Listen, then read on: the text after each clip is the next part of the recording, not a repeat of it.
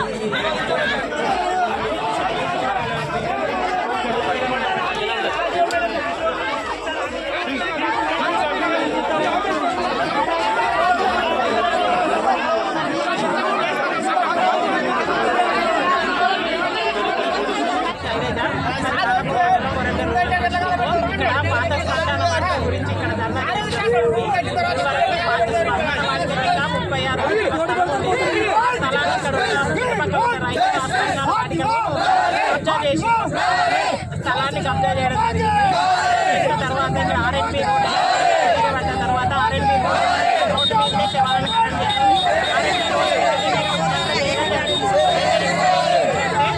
శ్మశాన వాటిక ఇక్కడ గ్రామ పంచాయతీ సిబ్బంది ఇక్కడ బోర్డు పెట్టడం జరిగింది. ఇక్కడ ఇక్కడ శవాలను కాలబెట్టొద్దు, పైగా ఇక్కడ వేరే బిల్డింగ్ కట్టడానికి బ్రాంచ్లు పెట్టడానికి పర్మిషన్ ఇవ్వడం జరిగింది. ఈ పర్మిషన్ ఎలా ఇచ్చారని గ్రామ పంచాయతీ నేను ప్రశ్నించగా తను పొందలేని సమాధానాన్ని ఇచ్చాను. అందువల్ల ఇక్కడ చుట్టుపక్కల ఉన్న అందరూ కూడా మాకే కావాలి అని ఇక్కడ ధర్నా చేయడం జరుగుతుంది. దీనికి సంబంధించిన కార్యదర్శి ఆర్డీఓ ఇక్కడికి రావాలని మా సమస్యను పరిష్కరించాలి, వెంటనే పరిష్కరించాలని ప్రాసెస్ ఏంటంటే ఎంపీడీఓ గారు రాసినని చెప్పారు. మీరు మాకు అప్లికేషన్ ఇవ్వండి, మాకు టైం ఇవ్వండి. అయితే ఇప్పుడు ఎంఆర్ఓ కూడా ఫోన్ చేసిన, ఆర్టీఓ గారు ఫోన్ చేసిన, ఎంఆర్ఓ గారు వస్తుండ్రు లేట్ వస్తారు. నేను హాస్పిటల్ చూసుకొని నేను వచ్చిన, మీరు ఇంతగానం చేస్తుండ్రు, 10 నిమిషాలు చేసిన ఛాన్స్ ఇచ్చినాము. లేదంటే మేము లేవమంటే లేదండి, మేమే మనం. ఎందుకంటే మాకు ఇంతవరకు ఎవరు కలవలే, మీరు మాకు రిప్రజెంటేషన్ చేయలేదు సార్. మీరైనా పని చేయాలంటే మేము అందరికీ ఫోన్ చేస్తాము. మేము ఇద్దరి మధ్య గవర్నమెంట్ ఆఫీషియల్కు మీకు మధ్యలో సందర్భంగా లేదే మేము పని చేసుకుంటా పోతాం. కానీ మీరు మాకు చెప్పకుండా 5 నిమిషాలు ఇస్తాం, 10 నిమిషాలు మీ వాయిస్ అనేది పేపర్లో రావాలి, మీరు ఎందుకు ధర్నా చేసిందో ప్రజలకు తెలియాలని మేము ఛాన్స్ ఇస్తాం. మరి ఇంతగానం చేస్తా అంటే ఎట్లా చెప్పను? అందుకే నేను రిప్రజెంటేటివ్ మాకు ఇవ్వండి. నేను తీసుకుపోయి ఎంఆర్ఓతో కలిసి ఈఓ గారు కలిసి గ్రామ సర్పంచ్ గారు ఉంటారు, ఎంపీపీ గారు ఉంటారు, ఇంకా ముఖ్య లెవెల్ ఉన్నారో దీన్ని ఏం చేద్దాం, ఎట్లయితే ఈ ప్రజలకు న్యాయం జరుగుతుంది. మరి గ్రేవ్ యార్డ్లో ఒకటి గవర్నమెంట్ ఉన్నదంటారు, ఇంకోటి కట్టే పరిస్థితి ఉందా? ఇక్కడ జనం ఎక్కువ ఉంటే 2 కట్టే పరిస్థితి ఉందా? ఒక ఫ్రెండ్ చెప్పించుకున్నాకు నాకు 5,000 దాటితే 2 కట్టచ్చు. 2 కట్టే ప్రయత్నం మనం చేసుకుందాం.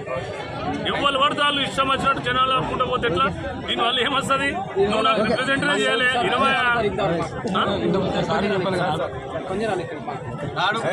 అరే ఆయనతో నీకేం పని? నేను చేయబోతే గలబట్టి అడుగువా? నువ్వు ఇచ్చిన రిప్రజెంటేటివ్ తీసుకుపోయి నేను త్రూ ఎట్లా పోవాలి? భూమి ఎవడు ఆక్రమించుకున్నాడు? భూమి ఎవరిది? ఏంగా పెట్టచ్చా? 5,000 జనాభా దాటితే 2వ గ్రేవ్ యార్డ్ పెట్టచ్చా? గౌరవనీయులను ఎమ్మెల్యే గారితో కూడా మాట్లాడదాం. సార్ 5,000 దాటింది, మీరు కొంచెం పెద్ద మంది చేసుకుంటే ఇంకో గ్రేవ్ యార్డ్ వస్తుంది. అట్లా చెప్పుకుంటా పోవాలి. కానీ ఒకటి మాట్లాడితే ఒకటి ఇష్టం వచ్చినట్టు మాట్లాడితే లేండి మేము చూసుకుంటాం. అయితే ఇప్పుడు మేడం అన్నట్టు ఇది తీసేసింది. అయితే రాత్రి